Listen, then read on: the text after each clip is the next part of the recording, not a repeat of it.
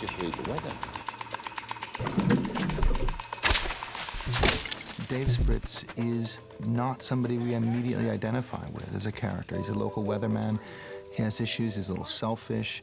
But he's pretty much just like everybody. You know, I think we're all a little selfish. I think we all have these issues. I think we all want to be a good father. We want to kind of get that job and be important.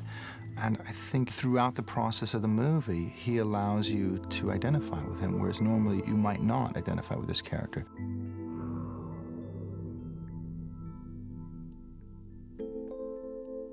You know, when I watch TV and I see these commercials of people who are smiling so much, or early morning TV shows where people are drinking too much coffee and they're those happy, smiley people and really chipper and bobbing their heads around, and it's just a mask. And what is their life really like behind that mask? And it seems like the more they smile and the happier they get, the more they're hiding.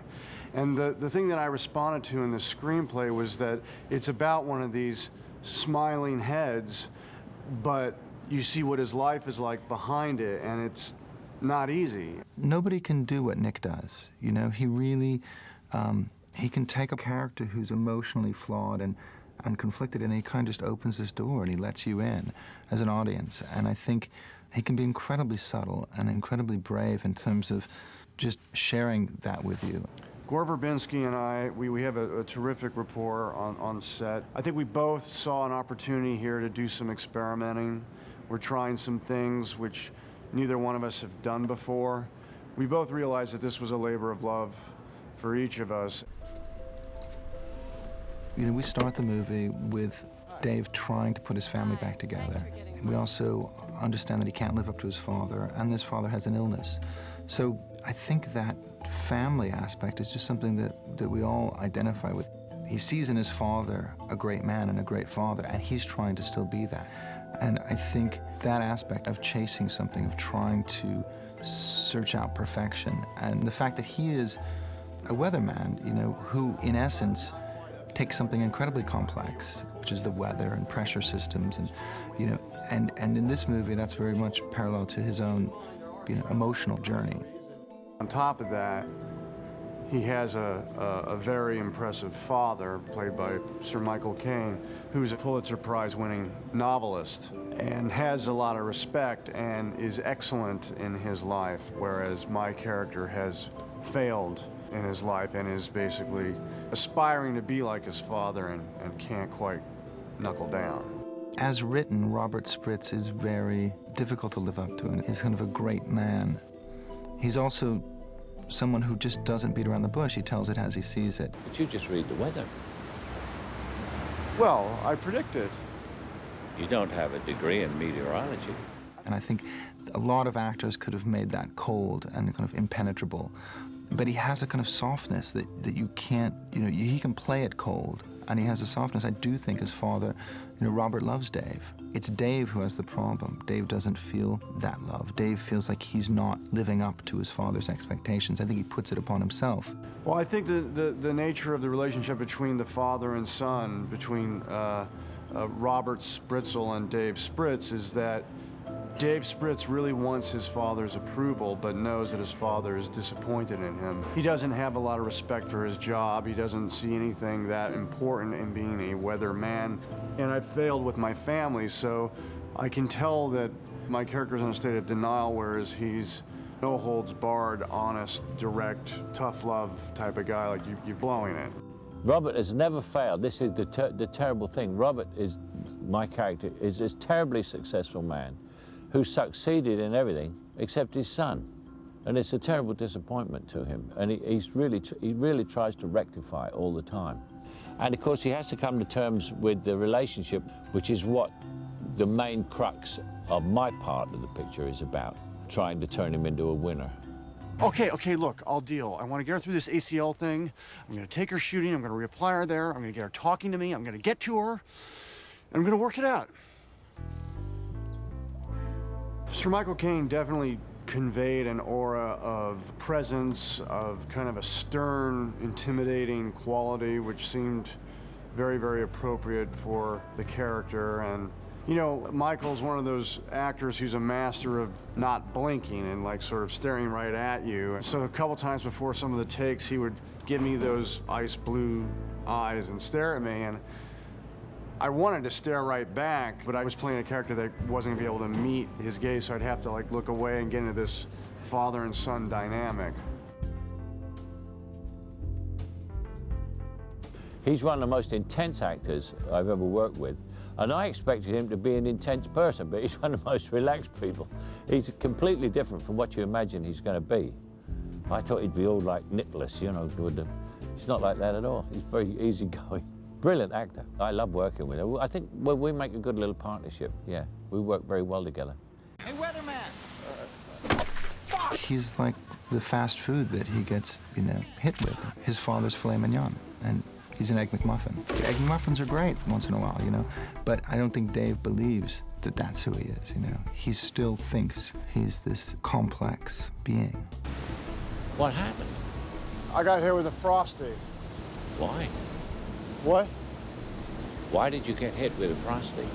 What is a Frosty? Yes, that's what I can't get over. Because he's a weatherman, he gets people throw things at him, like hot dogs and hamburgers and milkshakes and Frosties and ice cream.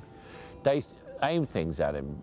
Because, you know, the weatherman, he's liable to tell you the wrong weather. Even if he tells you the right weather, it's usually weather you didn't want. What kind of name is Spritz? It's a bullshit name. Something about him annoys them. And maybe he's not getting the weather right, or maybe they don't like his face, or maybe they don't like the way he makes money with doing very little work. Consequently, he's always getting food thrown at him. People are throwing chicken McNuggets at him or Frosty shakes. And his father, played by me, can't understand why every time I meet my son, he's got sort of hot mustard going down his, or a milkshake. I know. He said, people throw things at you? Why? He said, I'm the weatherman. Well, that was one of the most enjoyable parts of the film, was being able to throw things at your lead actor. I certainly couldn't let anybody else do it, you know, particularly as you got into take 4 or 5. Now, Gore's pretty good. He'll get this in about, you know, first 3 takes, he'll probably get it. Are you ready? You know, did you know that? God, fuck! Did you know that? God, fuck! God, fuck!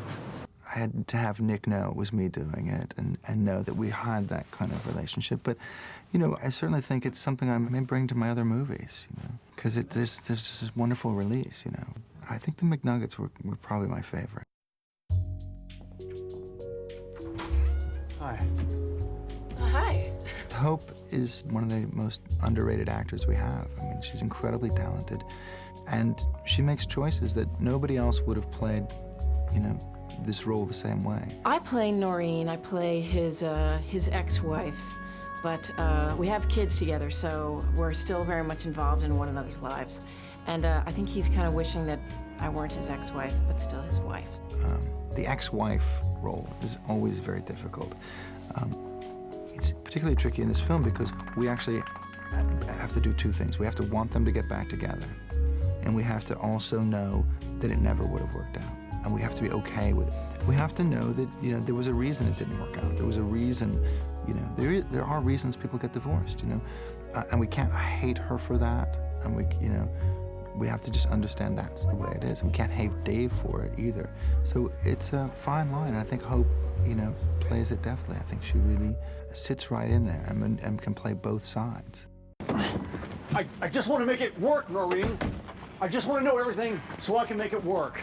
That's why I want to try again. He's a great kind of American character. You know, even though he's sort of reached this kind of seeming success, he's completely disappointed in his life because he believes, you know, you think your life is going to be this fairy tale of perfection, and of course, it's never that way. And Dave is really suffering from the letdown of who he really is. You looked at it. It's dishonest. It's crappy. Noreen. What, should I look at yours? That's all right. No, Noreen. Throughout marriage, BJ's lacked enthusiasm. Had difference of opinion over how important that was, I thought very. He's amazing. I mean, he's incredible in this part. He's created such a sympathetic character of, he's so funny, and it's just, he's pathetic and and he's trying to do everything right, and he just doesn't have a clue. And I don't know, Nick manages to do this in a way that nobody else can do. When they first meet each other, there's this awkward space between them, and they don't really connect, and he tries to break that by throwing a snowball at her to kind of get back to the fun they used to have, and that goes wrong. Yeah, there are these great scenes between the man who, my current boyfriend, who, you know, I'm very involved with, and my ex-husband, who are fighting like, you know, kids in the sandbox, and they're extremely competitive, and my ex-husband acts in just a ridiculous fashion. He slaps him in the face with his gloves at one point. He acts like a real fool. He embarrasses himself, which is kind of one of Dave's specialties, is just humiliating himself. The way he did it, so taking off his gloves and everything like that, and it's all going on in his mind while I'm talking, and it's like, and he just bears down on you. So it was actually fun to shoot because you knew you had to get to this one point where you had to make this technical thing work. You know, you had to physically make this action work. So it was great. She's dating a guy, Russ, who really is, you know, kind of the safe choice, the right choice. You know, Dave has all these problems that Russ doesn't have. Not super overly successful, but definitely a 9-to-5 guy, and he was a steady guy, and he could offer Hope and her children a steady presence as the father. Whereas Nick wants more, and what else do I want in my life, and what else am I doing? This guy, I think, is pretty much settled and calm. He's here, and he's found the woman that he loves, and she loves him, and he can fit into this puzzle and be a good stepdad to the son and daughter, and that's absolutely fine with him. His father was a Pulitzer Prize-winning author, and his son is also kind of an aspiring novelist, but the best he's done is to write something which no one can seem to get through. Just the people in the family can't seem to get through it. What? I'm just asking, did you ever even read it? Oh, it was hard to read. It was poorly written. There's a lot of friction between the two of them, and, you know, all he wants is his father's respect. And I kind of am on the side of the father. I love him and think he's a wonderful man, and you know, it's kind of a little bit us against him. Marriages fall apart for a variety of reasons, and in this case, Dave is construed as being selfish. But he's looking back and saying, you know, maybe if I didn't forget the tartar sauce, it would all be okay. Here we go. Anything else? No. The breakup over things always seems to be over the stupidest things. But it's not really about the tartar sauce. It's something underneath, but the tartar sauce is what just blew the whole thing up. Where is the tartar sauce? They were out. You know, and Dave looks at the tartar sauce as everything was going to be fine if I just remembered the tartar sauce, and he's completely oblivious to the fact that, you know, that marriage was going that direction anyway. It's not about the tartar sauce. It's about you. You don't care. I don't care about tartar sauce! In terms of family, I think it's a very realistic portrayal of what a lot of families go through. I mean, this isn't the Brady Bunch. There are no perfections in this family. He's kind of just a little too self-involved to be a family man. And, you know, he's there, and it's really fun when the kids are little, but as they grow older, he kind of loses track of everybody and is too busy kind of pursuing his career and thinking about himself. And, you know, I think he just was kind of out to lunch. And suddenly the whole family's like, you know, you can go because we don't really need you here.